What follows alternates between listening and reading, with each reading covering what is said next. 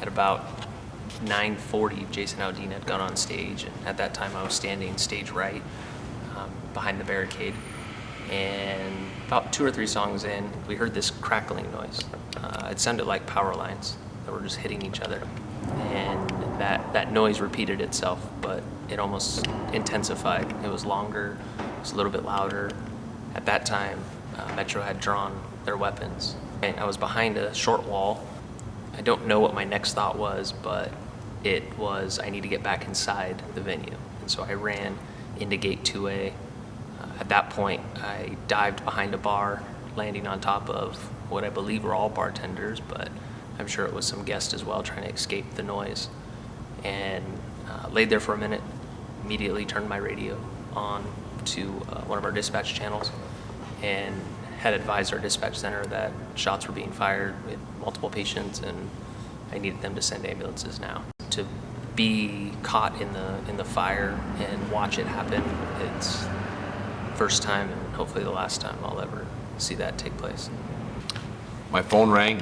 I looked over, it was Caitlin. I expected she was calling to say goodnight. She said, "Daddy, they're shooting at me."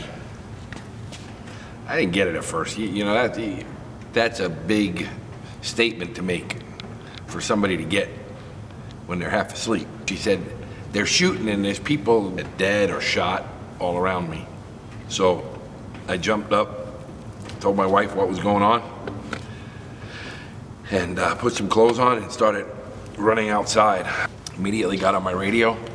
I started telling dispatch what I wanted to happen. I established a different communications channel just for the event. I sent out a text message to all employees to come in at the event and getting those people that needed to be out and transported as quick as possible. There was people running out of the venue covered in blood, and it was very hard to tell which ones were the patients versus which ones were the people helping them. It was chaotic. One point when I first got there, a pickup truck, it came up and had multiple patients in the back of it. And he said, "What do I do?"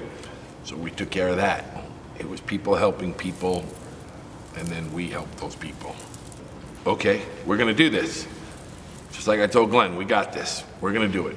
One patient at a time, maybe 2, maybe 5, but we're gonna do this and we're gonna get it done. You know what? If a plane crashes, you go in there and you know what to expect. If there's a terrorist bombing and it blows something up, you know what to expect. This one, I didn't know what to expect. And when I got there and saw what I did, this was more than just people were shot. This was a lot of people were shot. I was, and I still am, very angry. I don't know how something so evil could happen to so many people. I don't know what could happen in a person's head to make them that evil. I don't. Now that's my biggest thing processing this. I'm just trying to understand how and why, and I may never know. But that's the hardest part, never knowing, right? It's the hardest part.